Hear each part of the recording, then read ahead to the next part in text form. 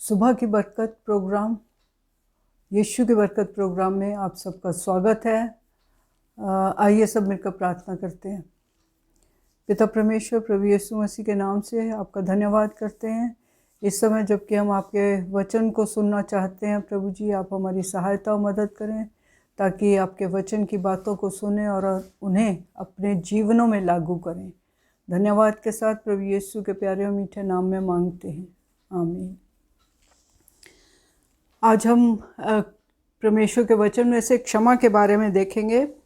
प्रभु की प्रार्थना में जो हम प्रार्थना करते हैं, आए हमारे बाप तू जो आसमान पर है, उस प्रार्थना में 12वीं आयत में लिखा है, और जिस प्रकार हमने अपने अपराधियों को क्षमा किया है वैसे ही तू भी हमारे अपराधों को क्षमा कर।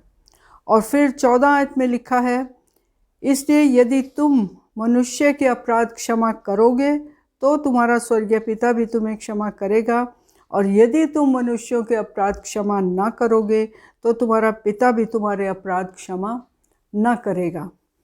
परमेश्वर का वचन हमें साफ साफ बताता है कि हमें अपने जो भी हमारे जिनको हम अपने अपराधी समझते हैं, अगर उन्होंने हमारे खिलाफ कोई अपराध किया है तो हमें उस अपराध को क्षमा करना है। हमें उस अपराध को याद नहीं रखना है, क्योंकि परमेश्वर ने भी हमारे अपराधों को क्षमा किया है। क्योंकि 12वीं आयत में यही लिखा हुआ है कि जिस प्रकार हमने अपने अपराधियों को क्षमा किया है वैसे ही तू भी हमारे अपराधों को क्षमा कर। तो परमेश्वर हमारे अपराधों को क्षमा कर देता है। प्रभु यीशु मसीह ने अपनी जान सलीब पर दी है, और प्रभु यीशु मसीह ने अपनी जान सलीब पर दी क्यों है? ताकि हम अपने गुनाहों से पूर्ण रूप से छुटकारा पा सकें। यीशु मसीह की मृत्यु और उसके सलीब पर चढ़ाए जाने और उसके कोड़े खाने के कारण हम अपनी बीमारियों से चंगाई पा सकें। तो जबकि प्रभु यीशु मसीह ने सलीब पर अपनी जान देकर हमारे लिए हमारे गुनाहों को माफ़ किया है, बचपन से लेकर हम अपने पूरी ज़िंदगी भर अगर हम अपनी ज़िंदगियों को देखें तो हम बहुत से गुनाह करते हैं। सो परमेश्वर ने हमारे अपराधों को क्षमा किया है, और जबकि परमेश्वर ने हमारे अपराधों को क्षमा किया है तो परमेश्वर हमसे यही चाहता है कि हम भी अपने अपराधियों के गुनाहों को, उनके अपराधों को माफ़ करें।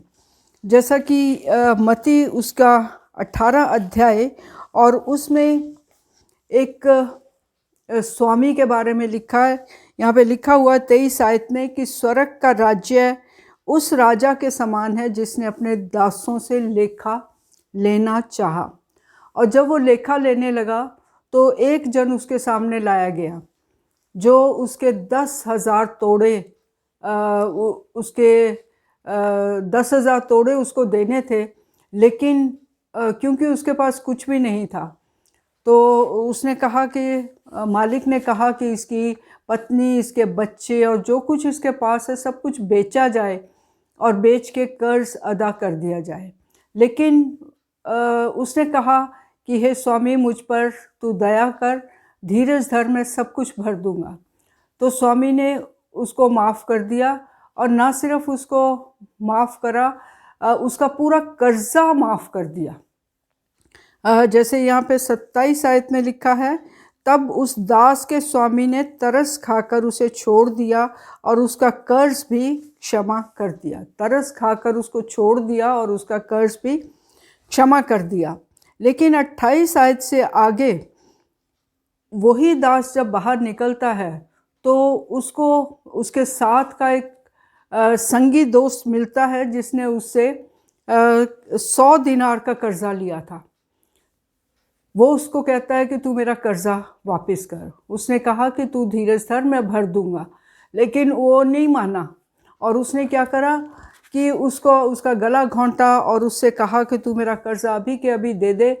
जब वो नहीं दे पा रहा था तो उसने उसको बंदी गृह में डाल दिया।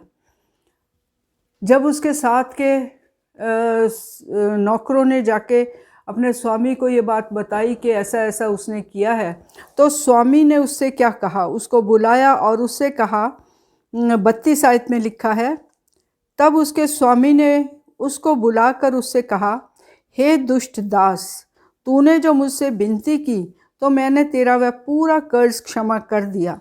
इसलिए जैसे मैंने तुझ पर दया की, वैसे ही क्या तुझे भी अपने संगी दास पर दया करना नहीं चाहिए था?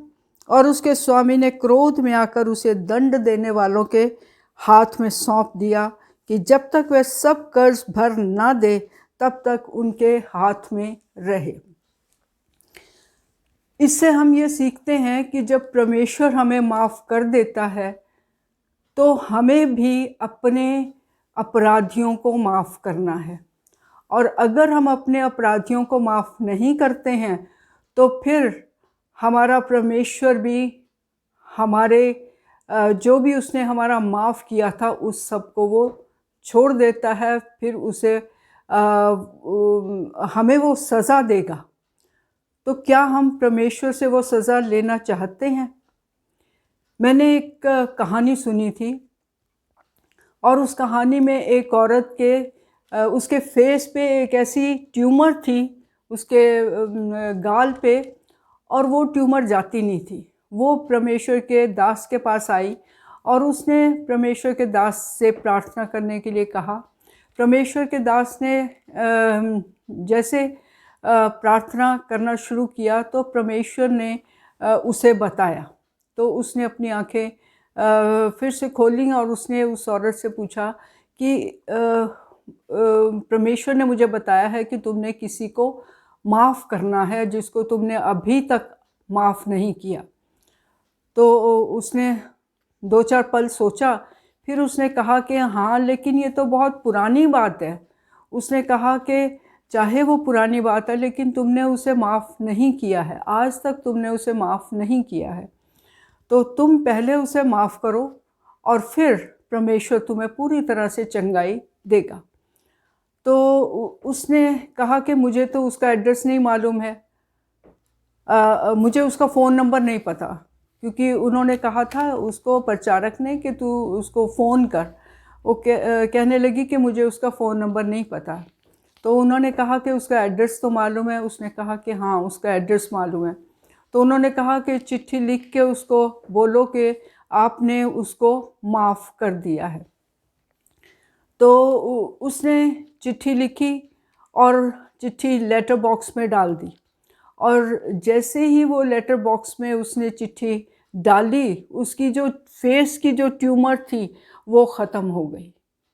तो परमेश्वर हमसे इस कहानी के द्वारा क्या सिखाना चाहता है कि हमें अपने अपराधियों को क्षमा करना है, क्योंकि अगर हम अपने अपराधियों को क्षमा नहीं करते हैं तो हमारी जो तकलीफ़ें जो बहुत अरसे से चली आती हैं वो तकलीफ़ें हमें छोड़ती नहीं हैं। और हमें माफ़ करना बहुत ज़रूरी है, क्योंकि परमेश्वर ने, प्रभु यीशु मसीह ने अपनी जान देकर हमें माफ़ किया है, हमारे गुनाहों को माफ़ किया है। और फिर हम इफिसियों उसका चौथा अध्याय और उसकी 32 आयत में पढ़ते हैं। यहाँ लिखा है, एक दूसरे पर कृपालु और करुणामय हो, और जैसे परमेश्वर ने मसीह में तुम्हारे अपराध क्षमा किए वैसे ही तुम भी एक दूसरे के अपराध क्षमा करो। अपराध क्षमा करना ये ना सिर्फ हमारी चंगाई के लिए या हमारी अच्छाई के लिए ही ज़रूरी है, बल्कि ये परमेश्वर की आज्ञा है, और जिस आज्ञा को हमें मानना बहुत ज़रूरी है। क्योंकि हम मनुष्यों की आज्ञा तो मान लेते हैं, लेकिन परमेश्वर की आज्ञा तो उससे बहुत बढ़कर है, जिसे हमें मानना बहुत ही ज़रूरी है। यहाँ लिखा है कि एक दूसरे पर कृपालु और करुणामय हो, कृपालु और करुणामय, और जैसे परमेश्वर ने मसीह में तुम्हारे अपराध क्षमा किए वैसे ही तुम भी एक दूसरे के अपराध क्षमा करो। उसी तरह से ये कलूसियों की पत्री उसके 3 अध्याय और 13 आयत में भी लिखा है, और यदि किसी को किसी पर दोष देने का कोई कारण हो तो एक दूसरे की सह लो और एक दूसरे के अपराध क्षमा करो, जैसे प्रभु ने तुम्हारे अपराध क्षमा किए वैसे ही तुम भी करो। तो परमेश्वर हमसे यही चाहता है कि हम एक दूसरे के अपराध क्षमा करें। हम इंसान हैं, हमसे बहुत सारी गलतियां हो जाती हैं, लेकिन हमें उनके अपराधों को क्षमा करना है। जैसा हमारे अपराधों को हम चाहते हैं कि कोई क्षमा कर दे, और फिर परमेश्वर तो हमारे अपराधों को क्षमा कर देता है, लेकिन हमें भी परमेश्वर की आज्ञा मानते हुए हमें दूसरों के अपराध क्षमा करने हों।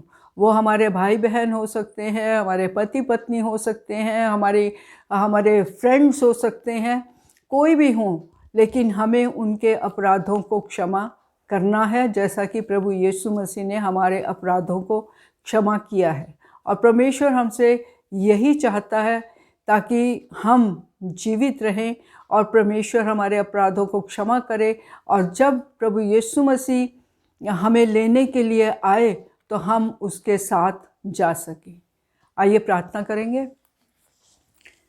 पिता परमेश्वर, आपका धन्यवाद करते हैं इस वचन के लिए जो आपने इस समय खुदावंद हमें दिया है। प्रभु जी, आप हमारी सहायता और मदद करें प्रभु, ताकि हम आपकी आज्ञाओं को मानें और जीवित रहें प्रभु जी। और प्रभु, आप हमसे यही चाहते हैं कि जैसे आपने हमारे अपराधों को क्षमा किया है, वैसे ही हम भी अपने अपराधियों के अपराधों को क्षमा करें। प्रभु, आपका धन्यवाद करते हैं इस वचन के लिए, और धन्यवाद के साथ प्रभु यीशु आपके प्यारे और मीठे नाम में मांगते हैं। आमीन।